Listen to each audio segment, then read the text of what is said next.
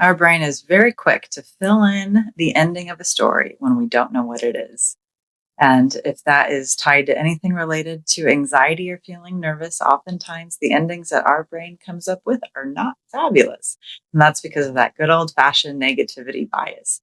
Our brain is always looking out for possible threats so that we can create plans in order to stay safe.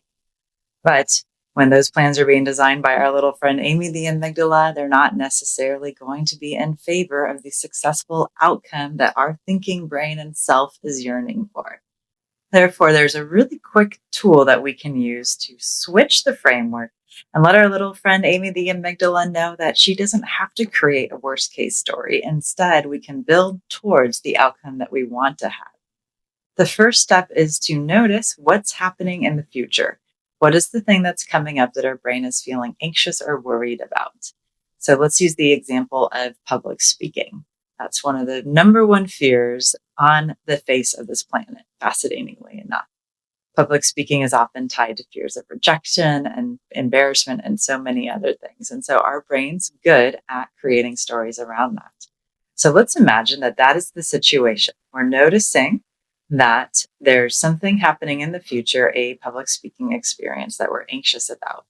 Then we're going to sense into what is the story as well as the case elements of that event. So, what is our brain thinking? What is happening in our body when we start thinking about it? What are we noticing in terms of physiological shifts? And what emotions are coming up? It's a gentle sense, just noticing and paying attention to what's coming up in that moment. Oftentimes, there's a story tied to the worst case experience. What is the fear that is going to happen? The amygdala is going to pay attention to that, and that story can become the guiding force for the outcome. So we're sensing what's happening, we're noticing what the body is experiencing, and then, of course, we're going to apply that havening touch.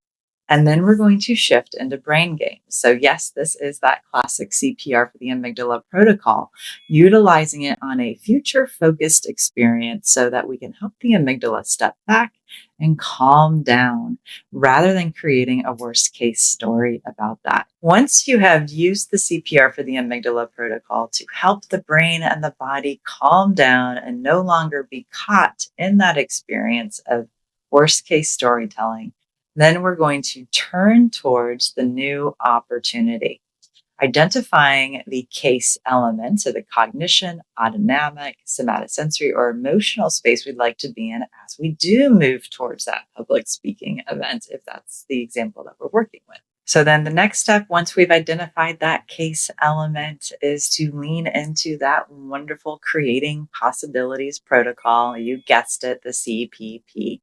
We're going to start with the curiosity check-in. What if?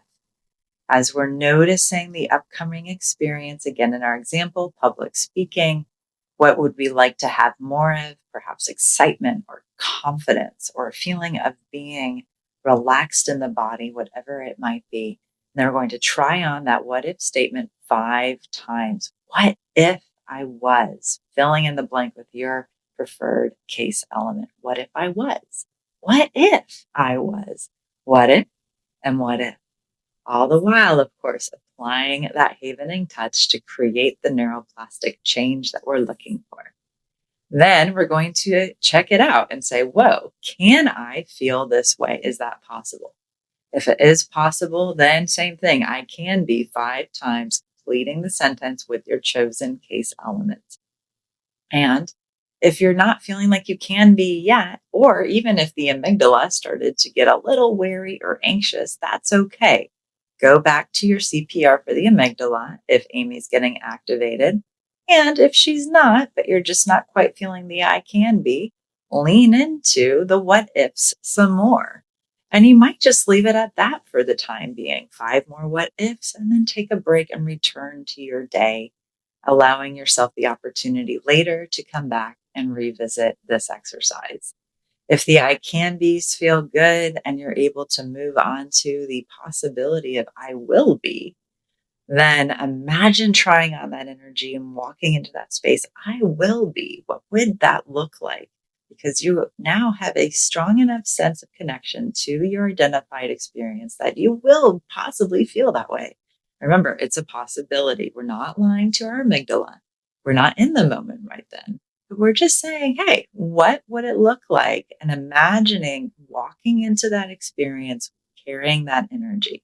If it's public speaking, imagine walking up to the stage feeling relaxed, or imagine feeling confident and having your shoulders back and your chin up, whatever it might be.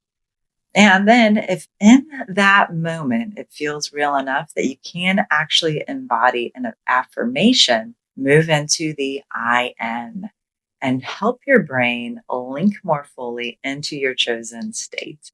Again, the I am is just in this moment, because when we're doing the what ifs to the I cans to the I wills, all the way up to the I ams, it's all about this present moment. And we're creating a new future option for the brain to hold on to. Of course, the entire Creating Possibilities protocol is also in the playlist below.